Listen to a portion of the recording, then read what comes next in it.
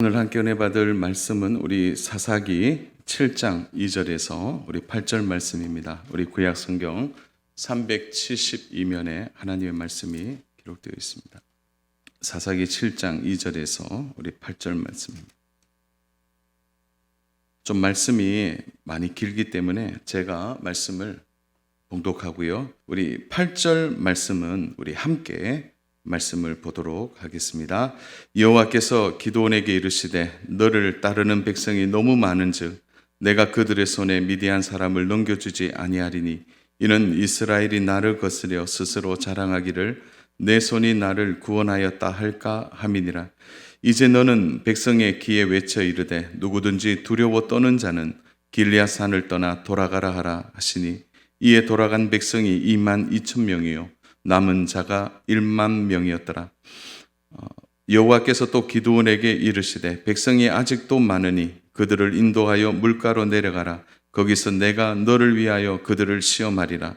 내가 누구를 가리켜 내게 이르기를 이 사람이 너와 함께 가리라 하면 그는 너와 함께 갈 것이요 내가 누구를 가리켜 내게 이르기를 이 사람이 너와 함께 가지 말 것이니라 하면 그는 가지 말 것이니라 하신지라.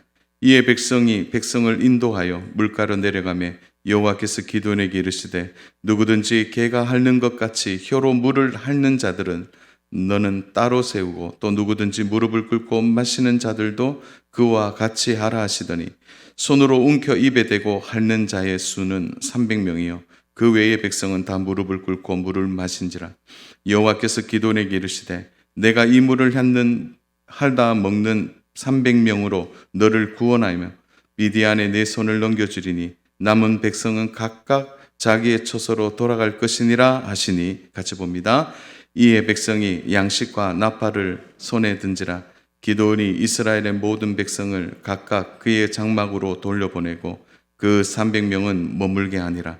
미디안 진영은 그 아래 골짜기 가운데에 있었더라. 아멘. 자, 오늘 우리가 읽은 말씀을 가지고 실패하지 않는 하나님의 방법, 실패가 없는 하나님의 방법이라는 말씀의 제목으로 하나님 말씀을 함께 나누겠습니다. 하나님의 백성이지만 죄가 반복되어질 때 하나님은 바로 그 죄에 대하여 이웃이나 타 나라를 들어서 이스라엘 백성들을 경책하십니다. 그리고 지도자를 세우시죠. 그래서 그들을 구원하여서 그들의 손에서 벗어나게 하시는 이런 일들이 사사기서에서 계속 반복되고 있습니다. 우리가 지도자들을 위해 계속 기도해야 될 이유가 여기에 있는데요.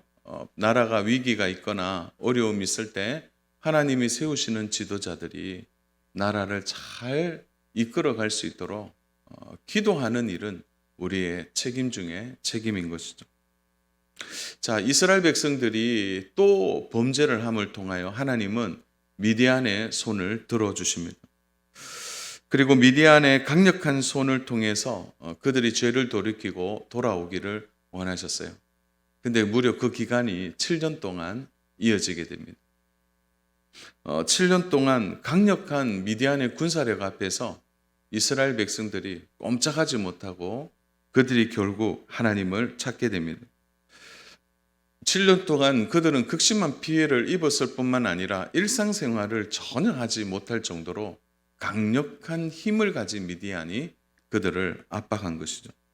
우리 사사기 6장 2절을 보면 그 당시의 상황을 이렇게 좀 설명하고 있습니다.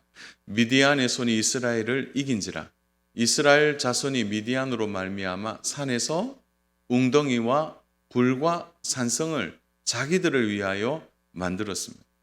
그러니까 만들어 놓은 길로 다니지를 못하고 굴이나 웅덩이를 파서 생활을 하는 거죠. 파종할 때나 또 추수할 때는 아예 손에 곡식을 거둘 수 없을 만큼 미디안이 모든 것을 다 빼앗아 가버리는 거죠. 그러니까 정상적인 생활 자체가 안 되는 그런 상황에서 이제 그들이 드디어 하나님께 부르짖어서 바로 하나님은 무명의 한 사람을 세우시죠. 그가 바로 기드온입니다. 이런 영적 사이클이 반복되어지는 거죠. 사실은 우리 사사기 전체의 가장 중요한 단어를 하나 뽑으라면 무엇을 뽑을 수 있습니까? 바로 왕이 그들에게 없다는 거죠. 왕이 있음에도 불구하고 바로 왕이 없다고 말하는 이들의 마음이 이미 두 마음으로 나누어진 것입니다. 사랑하는 여러분, 신앙생활 하다가 시험이 들 때가 있는데 이 시험이 들 때 항상 우리가 먼저 살펴봐야 할 것은 우리의 마음의 상태가 어떤지를 돌아보는 거죠. 항상 시험이 우리 안에 올 때 동시에 우리에게 찾아오는 반응 중에 하나가 뭐냐면 우리의 마음이 나뉘어져 있는 거죠. 오히려 마음이 하나일 때는 시험이 와도 잘 이겨냅니다. 그러나 두 마음에는 시험을 이길 수 없는 거죠. 이스라엘의 극적인 문제가 뭡니까? 마음이 나뉘어져 있는 거죠. 우상에게도 마음이 가 있고 하나님에게도 마음이 가 있는 거죠. 그러므로 7년 동안의 이 압제와 어려움을 통하여 그들이 경험하고 그들이 체득한 것은 뭐냐? 이제 마음을 하나로 묶는 거예요. 마음. 그래서 하나님께 부르짖을 수 있는 것입니다. 두 마음을 가질 때는 하나님께 기도할 수 없어요. 그러니까 마음이 하나일 때 가능한 것이죠. 자, 하나님은 기드온에게 미디안과의 전쟁을 준비하도록 하십니다. 자, 오늘 본문의 전체 내용은 이제 바로 전쟁이 이제 터지기 일보 직전의 상황을 다루고 있는 것입니다. 자, 오늘 이 전쟁 직전에 하나님이 이 상황들을 어떻게 지금 다루고 있습니까? 여러분, 고대 전쟁이나 현대 전쟁에서 싸우지 않고 이기는 전략이 있죠. 그게 뭡니까? 고도의 심리전입니다. 상대방의 마음을 흔들어서 미리 사기를 떨어뜨리는 거죠.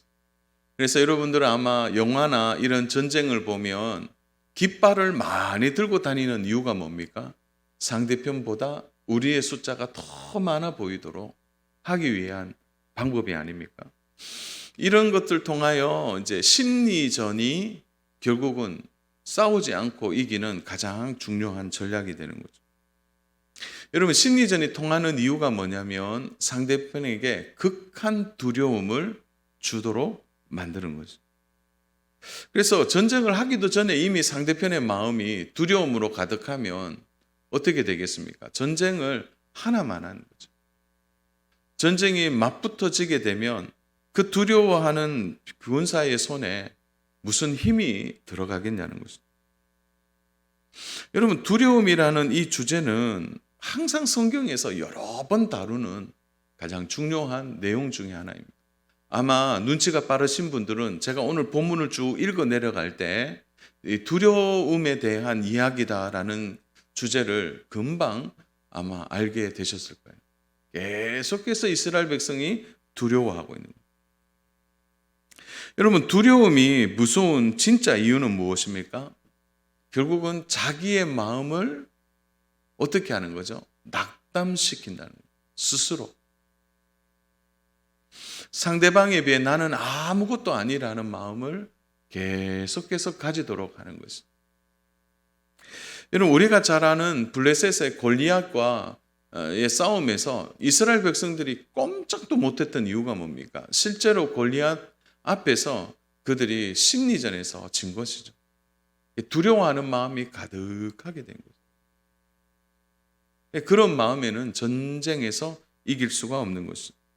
여러분, 근데 가만히 보면요, 이것이 오늘 사사기 안에서의 내용뿐만 아니라 오늘을 사는 우리들에게도 있어서 이 영적인 질서, 영적인 우리의 신앙 생활에 있어서도 이 두려움에 대한 문제는 쉬운 문제가 아니라는 거죠.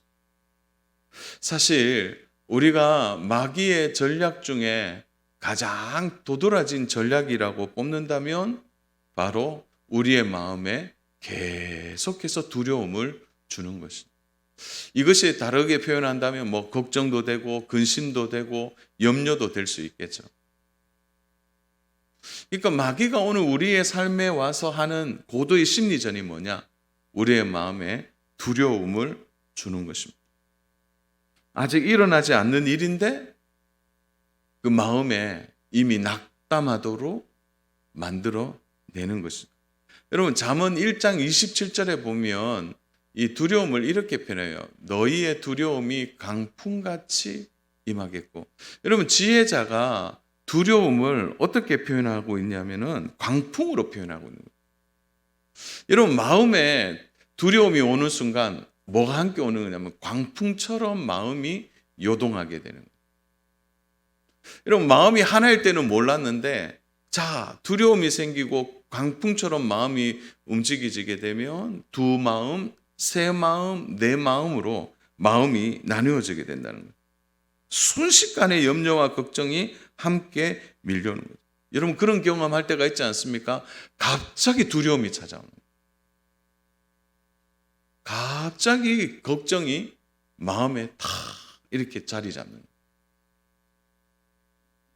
여러분, 그런데 우리는 또 경험해요. 실제로 그런 걱정과 근심이 찾아왔음에도 불구하고 그 두려움이 현실이 되는 경우는 거의 없습니다. 많은 분들이 이제 꿈에 대하여 굉장히 두려운 마음을 가지는 분들이 계세요. 그래서 어제 나쁜 꿈 꿨는데, 어제 안 좋은 꿈 꿨는데. 여러분, 그래서 정말 마음이 낙담하시는 분들이 계시더라고요. 그런데 여러분, 그 꿈처럼 됩니까? 근데 하루 뭐 바쁘게 살다 보면 언제 꿈을 꿨는지도 모르고 그냥 하루를 지나갈 때가 있는 거예요. 그런 광풍 같은 두려움이 마음에 깊이 찾아온다는 거죠. 여러분, 이 두려워하는 마음은 마음에서 그치지 않고 우리가 가지고 있는 믿음을 마비시켜요. 마음이 나누어지게 하니까. 그래서 이 정확하게 두려움을 표현한다면 이렇게 표현할 수 있는데요. 마음을 훔치는 거예요. 마음. 두려워하는 마음. 우리의 마음을 훔쳐내버리는 거예요. 자, 하나님의 백성들의 가장 큰 문제점은 뭐냐? 이 두려움이 가득하다는 것이죠.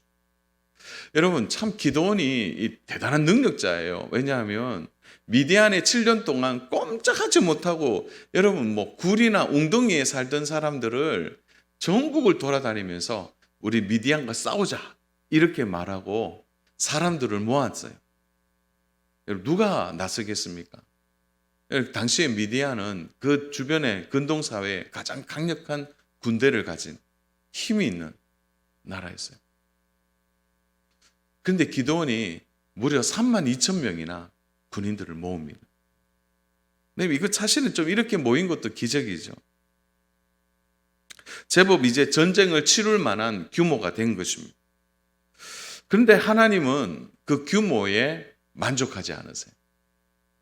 하나님은 오히려 그 모인 그들의 속내를 깊이 들여다봤는데 그들의 마음에 있는 것이 이미 두려움이 그들의 마음을 훔쳤다는 것을 알고 계셨다는 거예요. 자, 하나님이 하시는 방법이 무엇인지 우리 한번 보십시오. 하나님은 가장 먼저 전쟁을 치르기 전에 이 두려워하는 마음을 가진 자들을 다시 집으로 돌려보냅니다. 얘가 집으로 가라는 것이죠. 여러분, 우리가 오늘 자세히 보아야 할 지명이 있는데요. 이스라엘 백성들이 전쟁을 치르기 위해 모인 장소가 어디냐는지를 봐야 돼요. 우리가 읽어보진 않았는데요. 1절입니다. 1절.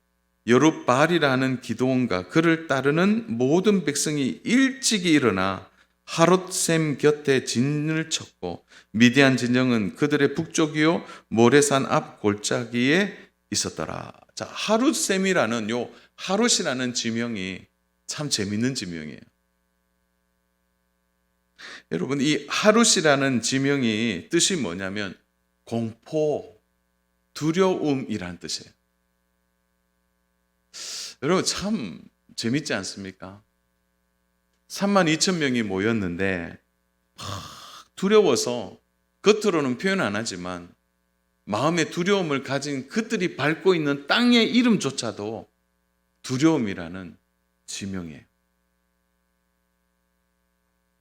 이것은 이스라엘의 영적 상태가 어떤지를 그대로 보여주는 것이에요. 그 땅 위에 두려워하는 사람.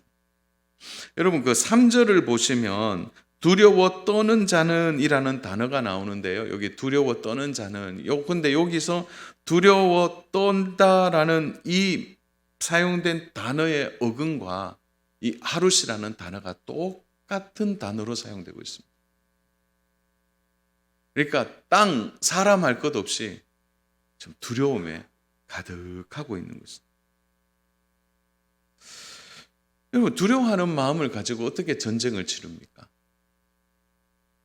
전쟁 자체가 안 되는 것이죠.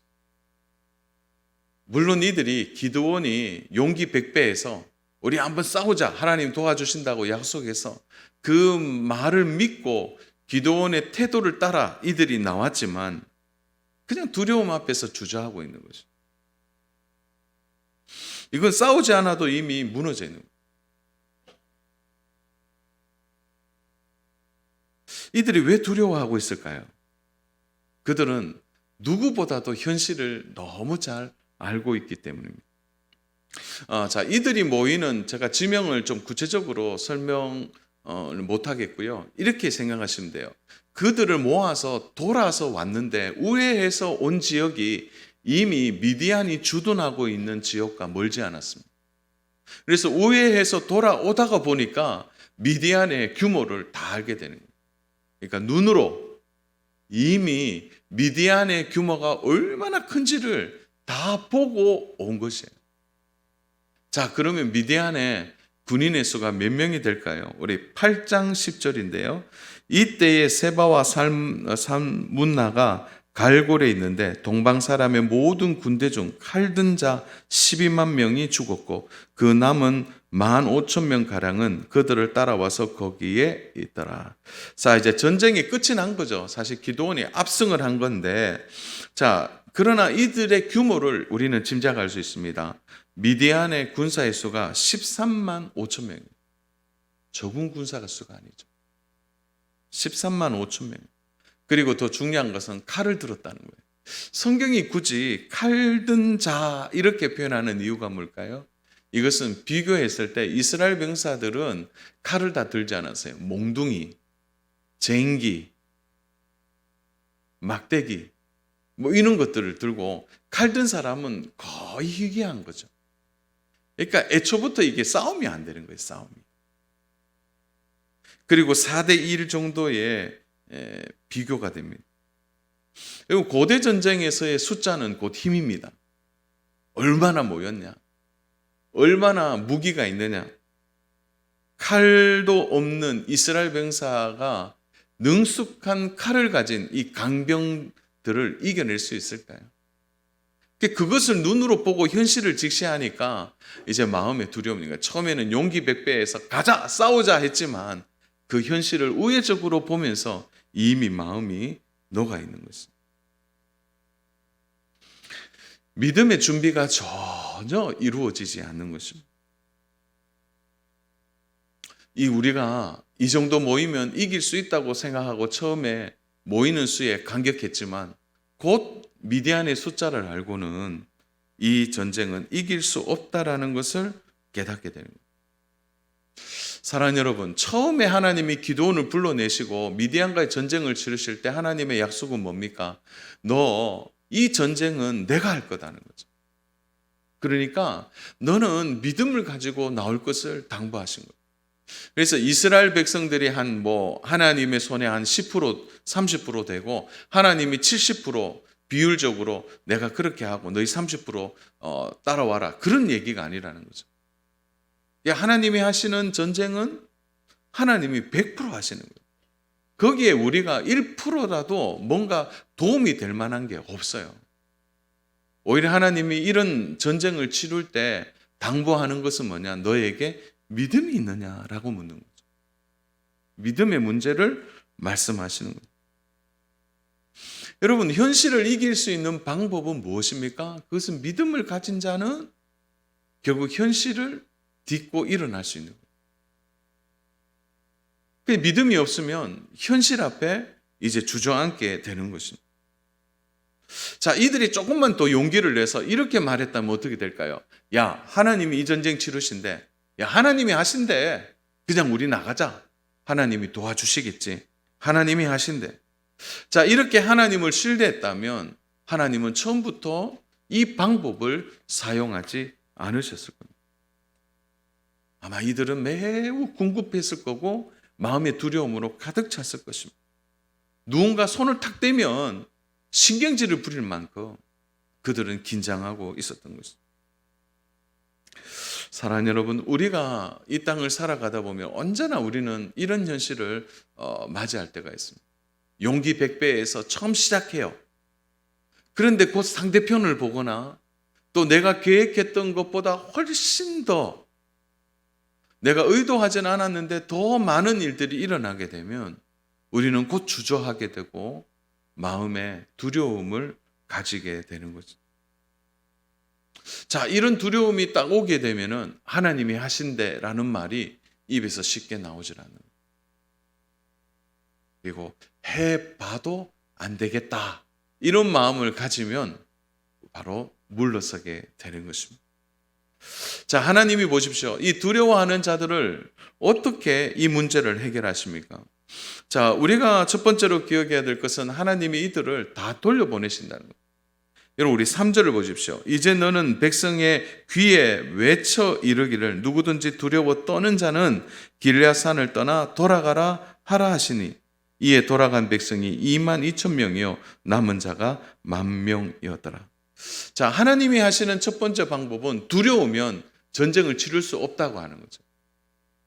그래서 하나님이 이들에게 용기를 주신다든지 이들을 너 다시 한번 준비해봐라, 그렇게 하지 않는 거예요.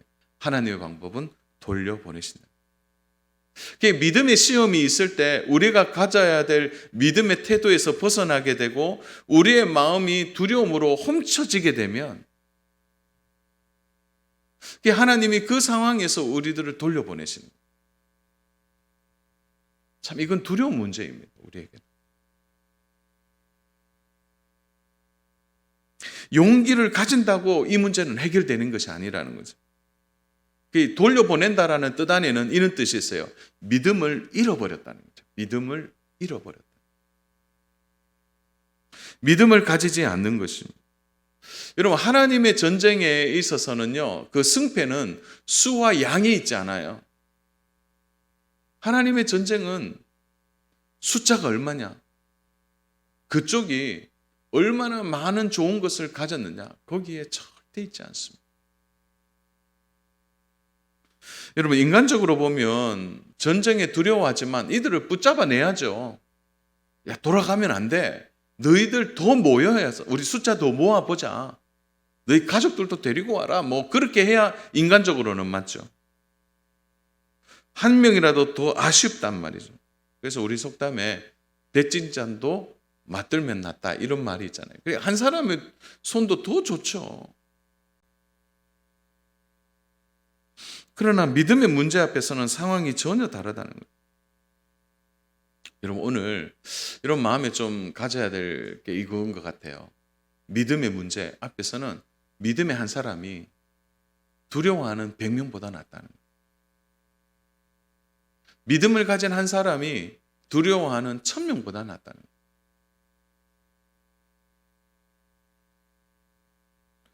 여러분, 소수정예라는 말을 제가 하고 있는 게 아닙니다. 믿음을 가진 자가 소수라도 이 전쟁에는 문제가 없다는 거예요. 그래서 하나님이 계속 이런 이벤트를 보여주시는 이유가 뭡니까? 전쟁은 수가 아니야. 믿음이라는 거예요. 믿음. 이 전쟁은 믿음으로 치르는 전쟁이라는 거예요. 여러분, 예를 들어서 집안에 모든 사람들이 얘기해요. 안 된다. 절대 안 된다. 불가능하다. 어렵다. 현실적으로 어렵다 하더라도요, 그 안에 믿음으로 반응하는 한 사람이 있으면 저는 생각해요. 그 가정 됩니다. 다 안 된다 하는데도 하나님이 하라고 하시고 이건 믿음으로 하면 하나님이 도와주신다고 하셨어요. 그 믿음의 한 사람이 그 가정의 승패를 바꿔내는 거죠. 우리가 슬퍼해야 될 것이 뭐냐면 우리의 믿음 없음에 대한 부분이라는 거예요. 하나님은 두려워하는 자들을 22,000명이나 돌려보내십니다. 여러분, 참 귀에 대고 기드온이 야, 두려워하면 돌아가, 이렇게 했는데 여러분 한번 상상해 보세요. 70%가 한 60% 정도 되겠죠? 다 몇 명 일어나서 돌아갈 줄 알았는데 다 일어나서 나가니까 참 기드온의 입장에서는 난감하겠죠. 그냥 하나님이 그들의 마음을 정확하게 뚫어보고 계신 거예요. 두려우면 사용 못 받는다는 것을 아셨다는 거예요. 여러분, 이 전쟁에서 사기는 얼마나 중요합니까? 그래서 전쟁을 치르기 전날에 어떻게 합니까? 막 고기도 같이 먹고 또 어떻게 해요? 춤도 추면서 막 사기를 돋구지 않습니까? 군악대가 있는 이유가 뭡니까? 음악을 통해서 사기를 높이는 거죠. 그런데 참부를 게 없는 거예요. 갑자기 22,000명이 일어나서 배낭을 메고 나 집으로 간다는 거예요. 하나님이 전쟁에서 가장 큰 문제는 수가 아니라 두려워하는 이들을 돌려보내는 것이 더 시급하다는 것을 아셨다는 거예요. 여러분, 이렇게 하고 10,000명이 남았습니다.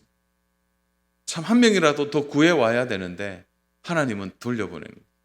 이게 하나님의 방법은 인간적으로 보면 실패한 방법이라고 말할 수 있습니다. 사랑 여러분, 우리는 언제나 이 수와 양의 영향을 많이 받습니다.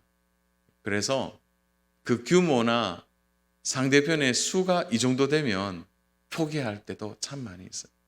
제가 오래전에 대학부 청년부를 지도할 때 한 자매가 와서 기도를 부탁했어요.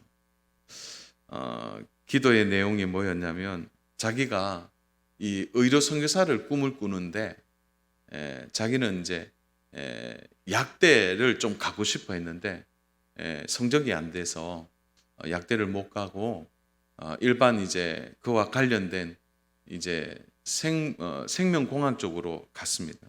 그런데 마침 약대에서 편입생을 구한다는 이제 그 공문이 뜬 거예요. 근데 편입생 몇 명 구하냐? 1명 구해요. 1명을 구한다고 이제 공문이 뜬 거죠. 그때 경쟁이, 제가 물었어요. 경쟁이 어느 정도 돼? 이러니까 한 151대 1 정도 돼요. 이렇게 얘기해요. 그런데 이제 기도 제목을 저한테 내는 게 뭐냐면 아무래도 자기가 될 것 같은데, 아무도 웃지 않으시네. 자기가 될 것 같은데 저는 선교사의 꿈과 비전이 있기 때문에 하나님이 이 과정을 통해서 저를 더 이렇게 연단하실 거라고 믿어요. 저를 위해서 기도해 주세요. 그리고 제 원서스로 갑니다 하고 나가는 거예요. 제가요 얼마나 축복했는지 모릅니다. 예. 겉으로 보면 151대 1 이게 되겠습니까? 그 안에는 아마 그것을 준비한 사람들이 많이 있을 거예요. 우회적으로 보면 누가 이기겠어요? 나보다 더 많은 준비를 한 자매였는데 얼마나 자신이 있는지 그 원서를 낸 거죠. 원서를. 여러분, 만약에 두려워했다면 원서 내겠습니까? 안 돼요. 포기하는 거죠. 이 자매가 됐을까요? 안 됐을까요? 궁금하신 분은 개인적으로 제게 문자를 주시면 제가 답을 하겠습니다. 우리가 살면서 이미 결정하고 판단하는 그 대부분의 중요한 단서는 뭐냐? 수와 양이에요. 여러분, 가나안 때는 이스라엘 백성들이 고질병으로 찾아온 게 뭡니까? 가나안의 풍족함이에요. 양입니다. 양. 수많은 것에 대한 양들이. 그들이 광야에서 치루었던 대부분의 전쟁도 뭐예요? 수에 대한 일 아닙니까? 가나안 땅이라는 곳이 수와 양이 존재하는 것이죠. 그러니까 전혀 이 전쟁을 이들이 이해를 하지 못하고 있는 것이죠. 여러분, 우리 기억하십시오. 수가 너무 적어서 하나님이 사용할 수 없는 경우는 거의 없어요. 야, 너무 적구나. 안 되겠는데? 하나님 그렇게 말씀하신 적이 없다는 거예요. 오히려 숫자가 많은 것에 하나님은 하나님의 방법대로 그들을 커터해내시는 거죠. 왜냐하면 정말 전쟁을 치르면 그 고비를 넘어가지 못한다는 거죠. 하나님은 숫자보다 양보다 더 중요한 것은 소수이지만 그 사람에게 믿음이 있느냐라고 물어보시는 거예요. 믿음이 있느냐. 여러분, 하나님이 여기에서 이벤트를 그치지 않으세요. 또 하나님이 작업을 하십니다. 바로 이스라엘 백성들의 숫자를 또 줄이세요. 1만 명도 부족한데 하나님은 아직도 많다고 말씀해요. 여러분, 4절의 말씀을 보면 하나님의 마음이 딱 드러나요. 이렇게 여호와께서 또 기드온에게 이르시되 백성이 아직도 많으니. 여러분, 백성이 아직도 많다라는 표현은 뭡니까? 이 안에는 이미 언급한 게 있죠. 두려워하는 자들인 거예요. 두려워하는 자. 아직도 많다는 거예요. 하나님이 가려냈음에도 불구하고 아직도 그 마음이 두려움으로 홈침받아서 한 마음으로 하나님 앞에 이 전쟁을 치르는 자들이 없다고 말씀하시는 거예요. 아직도 많다고 얘기하십니다. 사실 기드온의 입장에서는 초조해질 수밖에 없죠. 10,000명에서 또 줄인다고요? 여러분, 솔직하게 하나님이 하시는 일을 기드온이 100% 이해했을까요? 전혀 이해하지는 못했을 거예요. 여러분, 우리가 살아가는 오늘 삶의 방식을 보세요. 여러분, 하나님이 우리가 납득되는 일을 하실 때도 있지만 대부분 어떤 일에 보면 그렇게 하지 않는 경우가 많이 있습니다. 하나님은 물가로 내려가라고 얘기하세요. 왜 갑자기 또 물가로 내려가라고 하실까요? 그리고 시험에 통과한 사람만 전쟁에 데려가겠다고 말씀하십니다. 여러분, 이 시험을 통해서 전혀 예상하지 못한 숫자가 딱 나오게 되는데, 여러분 5절 6절을 보십시오. 5절 6절을 보시면 이에 백성을 인도하여 물가로 내려가매 여호와께서 기드온에게 이르시되 누구든지라는 이 말 속에 이스라엘 백성들의 실제적인 하나님이 하시는 숫자를 뽑으세요. 손으로 움켜 입에 대고 핥는 자들, 그리고 그냥 무릎을 꿇고 물을 마시는 자들, 그들을 구분해내세요. 그래서 사실 이 본문 가지고요, 학자들 사이에 의견이 분분합니다. 손으로 핥는 사람은 경계심이 뛰어나고 군인으로 준비되어 있는 사람들이고, 그냥 바닥에 손을 대고 무릎을 꿇고 마시는 자는 바알에게 무릎을 꿇는 자들이다. 이렇게 얘기해요. 학자들의 얘기가 있는데 저는 아무리 본문을 봐도 그런 본문은 아닌 것 같아요. 중요한 것은 그냥 하나님이 구분하신 거예요. 어떻게 구분하신 것입니까? 오히려 하나님이 적은 쪽을 택하셨다는 거예요. 적은 쪽. 오히려 많은 쪽을 돌려보내시는 거죠. 여러분, 이렇게 하나님이 이벤트를 진행하고 남은 숫자가 300명입니다. 이것은 1%예요. 1%. 처음에 모집할 때 1%. 사람들이 생각하면 이렇게 돼요. 이건 실패한 전쟁이다. 이 300명으로 어떻게 전쟁을 치르느냐는 거예요. 여러분, 그런데 여기에 하나님의 계획이 있는 것이죠. 여러분, 하나님이 미디안을 물리치는데 300명이면 하나님은 충분하다고 말씀하시는 거예요.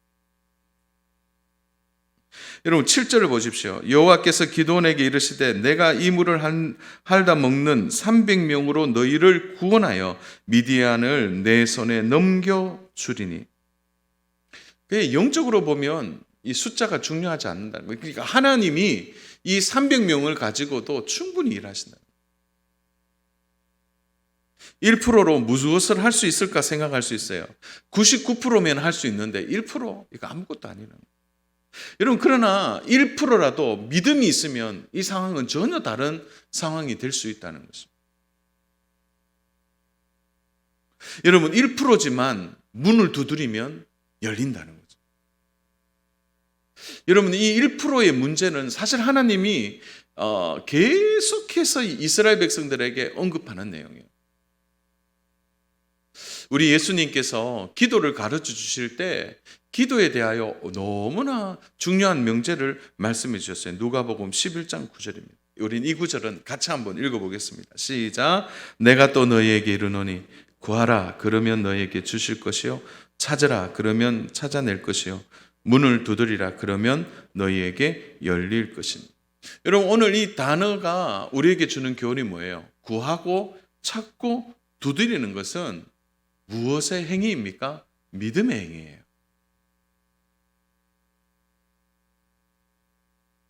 그러니까 기도할 때도 뭐예요? 구하라는 거죠. 찾으라는 거예요. 두드리라는 것입니다. 우리가 현실 앞에 참 마음이 녹을 때가 있습니다.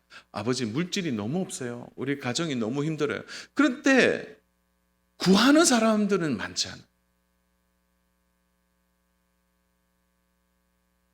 이 문제는 오늘 우리의 일상에서 얼마나 우리 자신을 돌아보게 하는 문제인지. 여러분, 99%의 두려워하는 자보다 1%의 믿음을 가진 자가 전쟁의 승패를 바꿔내는 거예요. 우리의 영적 생활도 마찬가지예요. 1%의 믿음을 가진 그 기도가 상황을 바꿔내는 거예요.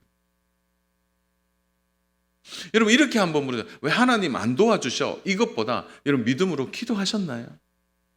자신에게 물어보세요. 걱정만 하고 움직이지 않는다면 우리는 그냥 집으로 돌아가는 31,700명 중에 하나라는 거죠. 여러분, 생각만 하는 사람들은 은혜를 받지 못해요. 기도해야 되는데, 예배해야 되는데, 말씀 읽어야 되는데, 그 생각만 가득한 거예요. 반응을 하셔야 됩니다. 저는 오늘 말씀을 읽다가 저는 참 기드온이 그래도 이 기드온의 태도를 보면서 참 용기를 가졌어요. 왜냐하면 기드온이 처음부터 끝까지 이해할 수 없는 하나님의 이 방법과 이벤트 앞에서도 기드온이 어떻게 하고 있습니까? 묵묵히 순종하고 있는 거예요. 여러분, 기드온의 태도를 유심히 보십시오. 8절. 오늘 우리가 가져야 될 태도예요. 이에 백성이 양식과 나팔을 손에 든지라. 기드온이 이스라엘 모든 백성을 각각 그의 장막으로 돌려보내고 그 300명을 머물게 하니라. 위대한 진영 그 아래 골짜기 가운데에 있었더라. 여러분, 아무리 오늘 9절 전체를 찾아봐도요, 기드온이 왜 그래 하세요, 하나님? 불평하거나 원망하잖아요. 시냇가에 내려가라 하면 내려가고, 물로 손으로 물을 핥는 자 있으면 그들을 좀 따로 구분해라 하는 게 구분한 거예요. 여러분, 기드온은 이해하지 못했지만 그는 순종하고 있는 거예요. 여러분, 거기에 믿음의 싹이 난다는 거예요. 오늘 우리가 일어나는 많은 일들을 다 이해할 수는 없어요. 그러니까 하나님이 하시는 방법을 우리가 다 어떻게 이해해요? 그러나 우리가 한 가지 할 수 있는 게 있는데 그거는 믿음으로 순종하는 거예요. 그러니까 하나님이 하시는 일은 실패가 없다는 것을 믿는 것입니다. 여러분, 우리가 하나님의 영역을 어떻게 다 합니까? 때로는 내 생각에 역행하는 일들도 일어나는 거예요. 그럼 우리는 불안해하고 답답해지는 거죠. 여러분, 근데 오늘요, 기억하셔야 돼요. 하나님의 손에는요, 불행이 아니라는 거예요. 실패가 아니라는 거예요. 하나님은 모든 방법을 다 알고 계시는 거예요. 바둑의 고수가 그저 앞에 한 수만 내다보는 거 아니잖아요. 전체를 보는 것처럼 하나님은 우리 인생 전체를 보시고 하나님은 실패하지 않도록 우리를 이끌어 가시는 거예요. 그러나 하나님 질문은 여전히 우리에게 유효하죠. 너 두려워하면 안 된다는 거예요. 말씀을 정리합니다. 사랑하는 여러분, 이 코로나 때문에 이게 참 스트레스가 이만저만이 아닙니다. 교회적으로도 마찬가지고. 저도 일주일 내내 목양실에 있으면서 이렇게 막 사람들이 지나가는 모습을 보면 얼마나 불안해 보이는지 몰라요. 때로는요, 저도 어디에 가면 사람 많으면 왠지 마음이 막 덜컹덜 겁이 나고, 이상하게 요즘 들어 더 힘든 것이 오늘 우리의 현실입니다. 여러분, 그런데 우리가 지나온 세월들을 돌아보세요. 혹 우리도 사람의 수나 양이나 그런 것에 우리의 안정감을 찾고 있었지는 않았습니다. 우리의 두려움을 여전히 가지면서도 우리는 우리의 문제를 어떻게든 해결해 보려고 노력해 보진 않았습니다. 여러분, 너무 보이는 것에 우리의 안정감을 두어서는 안 되는 거죠. 진짜 우리의 안정감은 어디서 나오느냐? 믿음에서 나오는 거예요. 하나님을 신뢰하고 하나님 우리에게 주신 마음을 가지고 그 마음으로 나아가는 거죠. 하나님은 계속해서 우리에게 말씀해 주세요. 혹시 너의 마음이 훔쳐지지 않았냐는 거예요.